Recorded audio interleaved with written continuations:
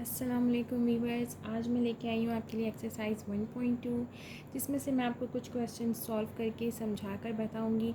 अगर आपको ज़रूरत हो तो प्लीज़ आप मुझे बताएं कमेंट सेक्शन में कमेंट करके कि आपको और कोई क्वेश्चन सॉल्व करवाना हो तो प्लीज़ आंसर मी। ओके, तो हम आज शुरू करते हैं अपना एक्सरसाइज 1.2, जिसका पहला क्वेश्चन, पहले हम वैल्यूज सपोज कर लेते हैं। Suppose a is equals to f a c and e and b is equals d and f and u is equals to a b c d e f and g। Number one पर हम मालूम करेंगे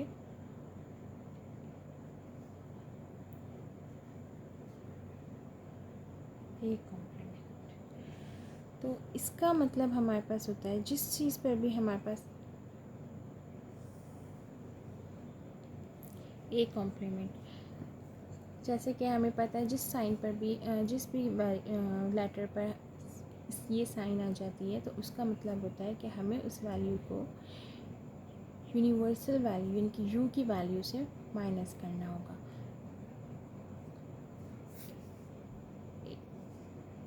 अब हमें इसके लिए क्या करना होगा? सबसे पहले हम यू की वैल्यू को लिखेंगे, that is A B C D E F and G. बीच में माइनस की साइन आएगी और देन हमारा ब्रैकेट होगा ए की value which is F A C and E. अच्छा, इसका मकसद ये होता है कि जब भी हम बीच में साइन देखते हैं माइनस की, तो इसका मतलब होता है कि हम जो सेम वैल्यूज़ हैं हम उन्हें आपस में कैंसिल कर दें, ठीक है। और जो हमारे पास सिर्फ और सिर्फ फर्स्ट ब्रैकेट में वैल्यूज़ बचेंगी हम उन्हें आंसर में लिखते हैं, ठीक है दोस्तों। अब हम देखते हैं ए हमारे पास सेम है, ठीक, और बी यहाँ पर नहीं है, सी हमारे पास यहाँ पर भी अवेलेबल है, डी भी यहाँ पर नहीं है और ई भी यहाँ पर अवेलेबल है। तो अब जो हमारे पास दूसरे एफ भी हमारे पास दोनों में सेम वैल्यू है, तो जो हमारे पास सिर्फ फर्स्ट ब्रैकेट में बचेगा वो हम लिखेंगे, that is B D and G answer. इसी तरह से अगर हम देखना चाहें तो हम क्वेश्चन नंबर 4 को लेके चलेंगे। क्वेश्चन नंबर 4 इज़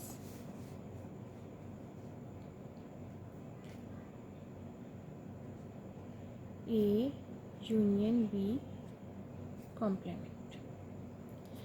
अब हमारे पास बोर्ड मास के रूल के हिसाब से हमें सबसे पहले ब्रैकेट को सॉल्व करना चाहिए, तो हम जो ब्रैकेट के अंदर है सबसे पहले उसे सॉल्व करेंगे, जिसके हिसाब से हमारे पास आता है ए यूनियन बी। तो ए की वैल्यू हम लेंगे, ए की वैल्यू है हमारे पास एफ ए सी एंड ई, बीच में यूनियन की साइन। देन हमारे पास आता है बी की value E G D and F. Union में हमें क्योंकि पता है कि हमें सारी वैल्यूज़ को जो कि होती हैं उन्हें तरतीब देकर लिखना होता है, तो हमारे पास सबसे पहले क्या आएगा? ए। देन हमारे पास आता है बी भी अवेलेबल नहीं है, इसमें सी अवेलेबल है, डी अवेलेबल है, ई एफ जी। ये हो गया हमारा ए यूनियन बी। फिर हमारे पास बारी आती है इन पूरे ब्रैकेट का कॉम्प्लीमेंट निकालना, जिसका मतलब है union minus A union B. तो हमारे पास जो u की वैल्यू होगी हम सबसे पहले उसे लिखेंगे, A B C D E, F and G, then minus की साइन, और इसका जो हमारे पास आंसर निकला था ऊपर वो हम लिखेंगे।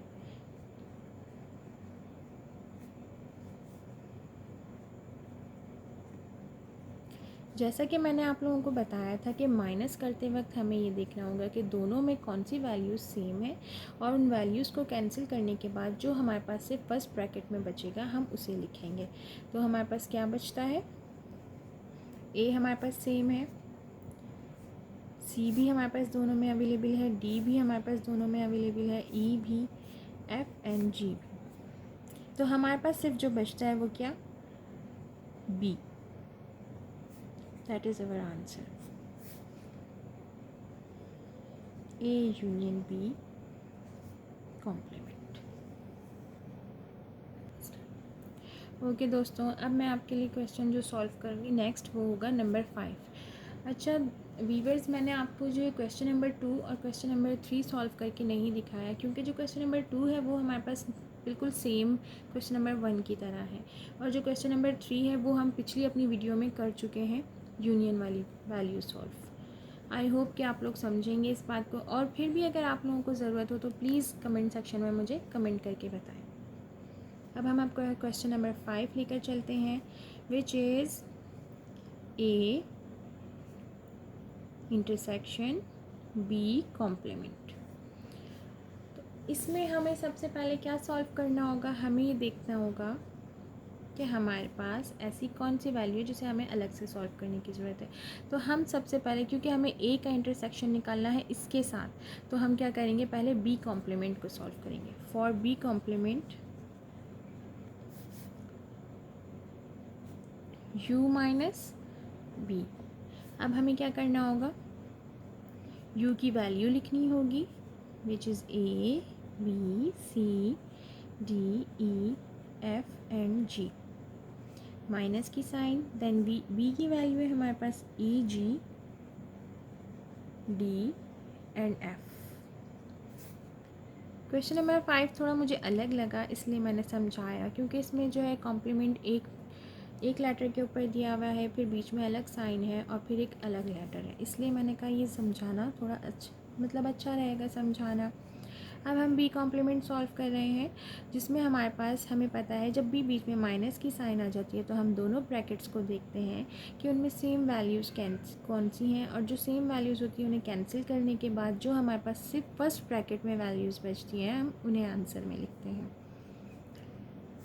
ई same, G same, D and F. तो हमारे पास सेकंड ब्रैकेट में तो कुछ वैल्यू बची ही नहीं, सिर्फ फर्स्ट वैल्यू ब्रैकेट में वैल्यूज़ बची हैं जिन्हें हम लिखेंगे ए बी सी। अब हम पूरी वैल्यू को अपना सॉल्व कर सकते हैं, ए इंटरसेक्शन बी कॉम्प्लीमेंट। तो हमारे पास ए की वैल्यू क्या है, F A C E, intersection B की वैल्यू हमारे पास क्या आंसर में आई थी, ये जो आंसर था हमारे पास हम उसे लिखेंगे ए बी एंड सी। अब इंटरसेक्शन है क्योंकि हमारे पास, तो हमें क्या देखना होगा कि दोनों वैल्यूज़ में, इन दोनों ब्रैकेट्स में वैल्यूज़ कौन सी सेम है।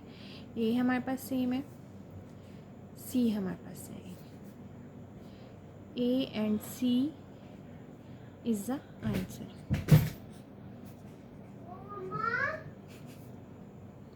ओके व्यूअर्स, अब हम चलते हैं अपने नेक्स्ट क्वेश्चन की तरफ, जो कि है हमारे पास क्वेश्चन नंबर 6।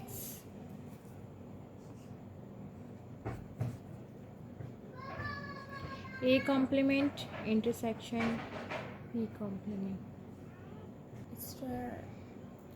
ओके, इसमें हमें सबसे पहले सॉल्व करना होगा, इसमें तो दोनों वैल्यूज़ के ऊपर हमारे पास कॉम्प्लीमेंट है, तो हम क्या करेंगे, सबसे पहले ए को ही सॉल्व कर लेते हैं, which is equals to A complement is equals to U minus A. अब हमारे पास u की वैल्यू क्या है,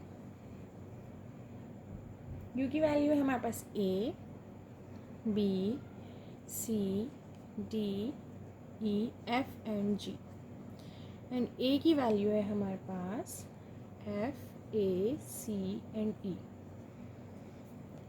क्योंकि माइनस की साइन है तो हमें दोनों जो सेम वैल्यूज़ हैं उन्हें कैंसिल करके जो फर्स्ट ब्रैकेट में होगा वो लिखेंगे।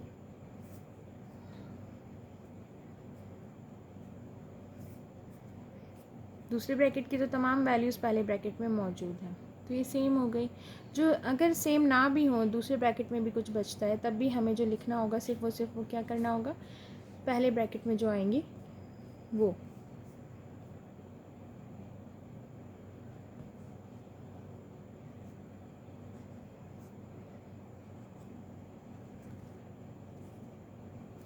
देन हमारे पास आता है बी कॉम्प्लीमेंट।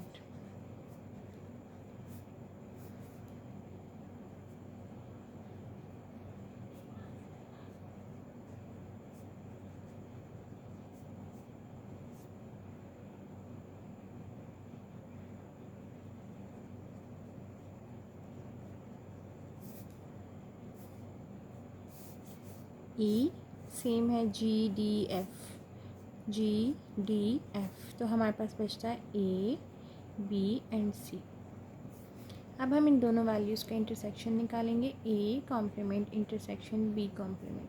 तो ए कॉम्प्लीमेंट की जो हमारे पास वैल्यू आई थी वो हम लिखेंगे, A complement is equals to B D and G intersection.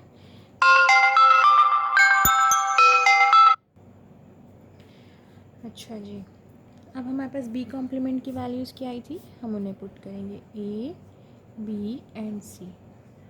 Intersection में क्योंकि हम कॉमन वैल्यूज़ को लिखते हैं तो हमारे पास ए भी कॉमन नहीं है, बी कॉमन है हमारे पास, ठीक है, तो बी आया सिर्फ हमारे पास, दैट इज़ आंसर।